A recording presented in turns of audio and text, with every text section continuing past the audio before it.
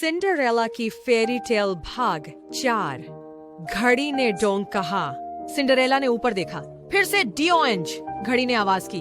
वह फिर से ऊपर देखी। ओह मेरे, उसने चिल्लाया। यह लगभग मध्य रात्रि है। डोंग, घड़ी दौड़ो, प्रिंस ने कहा। इससे क्या फर्क पड़ता है? डोंग ने घड़ी को बुलाया। मुझे जाना होगा, सिंडरेला ने कहा। घड़ी दौड़ कर उठी। प्रिंस ने कहा, हमने अभी अभी मिला है, क्यों जाना? डोंग, घड़ी को दौड़ाओ, मुझे जाना होगा, ने सिंडरेला कहा। उसने सीढ़ियों की ओर दौड़ा। डोंग, घड़ी ने कहा। मैं तुम्हें सुन नहीं सकता, राजकुमार ने कहा। घड़ी बहुत जोर से बज रही है। डोंग बजाने वाली घड़ी। अलविदा कहती हुई सिंडरेला सीढ़ी के ऊपर। वह दौड़ती रही। घड़ी ने झांग कहा। कृपया एक क्षण के लिए रुकिए, राजकुमार ने कहा। हाँ, अरे बाप रे, उसने कहा जब एक कांच की चप्पल उसके पैर से सीढ़ी पर गिर गई। लेकिन सिंडरेला ऊपर दौड़ती रही। डोंग, घड़ी ने कहा। कृपया एक क्षण प्रतीक्षा करें, ने युवराज ने कहा।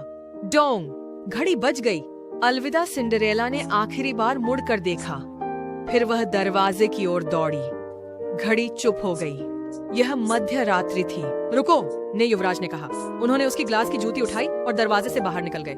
उन्होंने चारों ओर देखा, लेकिन कहीं भी उसकी नीली ड्रेस नहीं दिख रही थी। यह सब मेरे पास बचा है, उसने कहा जब वह कांच की चप्पल को देख रहा था। उसने देखा कि यह किसी अन्य की तरह फिट होने के लिए विशेष तरीके से बनाई गई थी। कहीं ना कहीं दूसरी ग्लास की जूती होगी, उसने कहा। और जब मैं उसे ढूंढ लूंगा तो मैं उसे भी पा जाऊंगा। फिर मैं उससे मेरी दुल्हन बनने की विनती करूंगा।